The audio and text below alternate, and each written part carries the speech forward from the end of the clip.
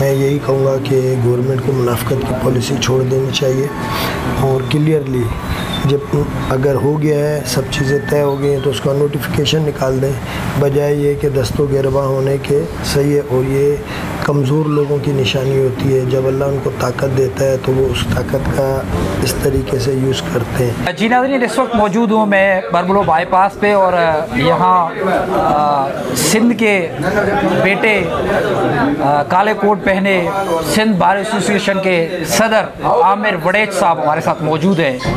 आमिर भाई, बहुत शुक्रिया कि आपने अपने कीमती वक्त में से टाइम दिया। बहुत सारे लोग आ रहे हैं आपसे मिलने के लिए। सिंध आज आप पर फ़ख्र कर रही है कि सिंध के वो बेटे जिन्होंने आवाज़ उठाई। बहुत सारे पॉलिटिकल पार्टीज़ हैं, बहुत सारे लोग हैं, लेकिन आगे वकला, कोई मामला हो सिंध का, उसमें वकला हमेशा आगे आगे रहे। आज वकलों ने साबित कर दिया कि वो सिंध के हिलाली बेटे का किरदार अदा कर रहे हैं। आमिर वड़ेच कहाँ से अचानक आया? आमिर वड़ेच कौन है? आमिर वड़ेच इस तहरीक को लेकर जा रहे हैं। आमिर वड़ेच से कितने लोगों ने अभी तक रब्ता किया? देखिए, बेसिकली मैं कराची बार एसोसिएशन का सदर हूँ और एडवोकेट सुप्रीम कोर्ट हूँ। ये तहरीक को हम पिछले 6-7 महीने से लेके चल रहे थे। पहले हमने एक रेजोल्यूशन पास किया जिसमें हमने कहा कि ये जो दरिया सिंध पे नहरें बनने जा रही हैं, इसको हम कबूल नहीं करेंगे। जब गवर्नमेंट की तरफ से उस रेजोल्यूशन पे कोई अमल नहीं हुआ, तो उसके बाद फिर हमने एक जो सा है कन्वेंशन कॉल किया ऑल ओवर सिंध। फिर सिंध के डिफरेंट डिस्ट्रिक्ट्स में कन्वेंशन कॉल किया।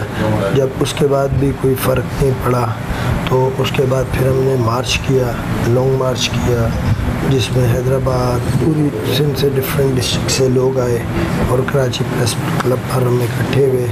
जब उससे भी कोई फ़र्क नहीं पड़ा, तो फिर हमने दोबारा all Pakistan lawyers convention call किया और उसमें ये डिसाइड किया कि हम इसको अब एजिटेट करेंगे, क्योंकि जो हम रिक्वेस्ट कर रहे हैं या लेटर लिख रहे हैं या ज़ुबानी कलामी कह रहे हैं, तो इससे कोई फ़र्क नहीं पड़ रहा। तो फाइनली हमने डिसाइड किया और हम यहाँ बबलू पे आके बैठे और 72 आवर्स का हमने टाइम दिया था, जिसमें वो नहीं कर सके। अब दोबारा 72 का दिया तो उसमें गवर्नमेंट हमारे से राब्ते में आ गई है।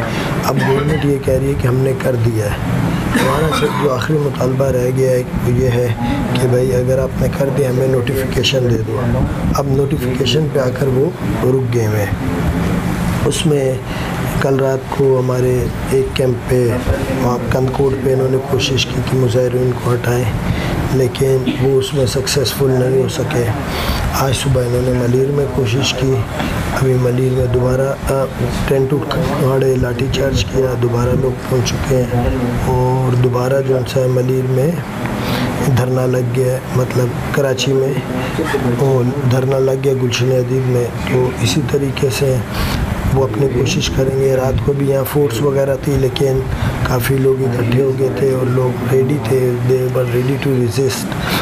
मैं यही कहूँगा कि गवर्नमेंट को मुनाफिकत की पॉलिसी छोड़ देनी चाहिए और क्लियरली जब अगर हो गया है, सब चीज़ें तय हो गई हैं, तो उसका नोटिफिकेशन निकाल दें, बजाय ये कि दस्तों गिरबा होने के। सही है, और ये कमज़ोर लोगों की निशानी होती है। जब अल्लाह उनको ताकत देता है तो वो उस ताकत का इस तरीके से यूज़ करते हैं। ये ताकतें आने जाने की चीज़ है, ये गवर्नमेंटें आने जाने की चीज़ है, लेकिन आप अपना बिहेवियर वो रखो कि जब आपका वक्त आए तो कोई किसी को आप पे तकलीफ़ नहीं हो, किसी को ये चीज़ नहीं हो।